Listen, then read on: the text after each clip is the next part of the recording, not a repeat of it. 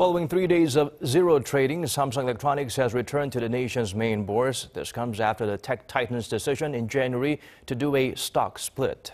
Cha Sang-mi reports from the Korea Exchange.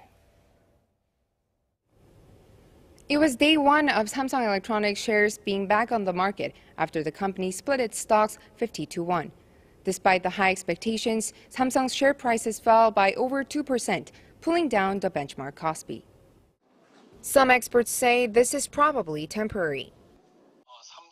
The drop today could have happened because there were many expectations on the stock uptick. This could be controlled, but there are concerns that Samsung's management will eventually deteriorate as the government seems to be exerting pressure on the board.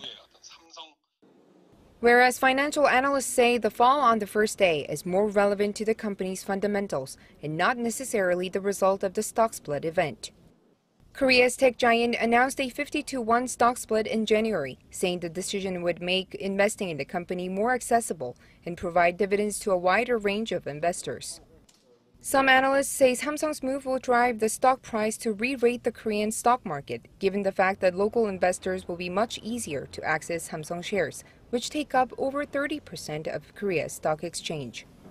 One share is almost 2,500 per share, which is an income, monthly income for a retail investor. So it's very difficult to approach the stock.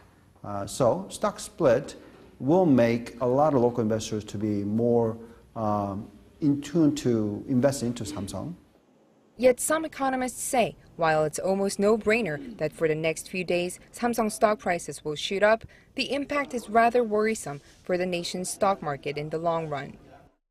As the Samsung prices goes up and take a bigger share of the Korean stock market, that means the 30 to 40% of Korean stock market will be controlled by just one firm.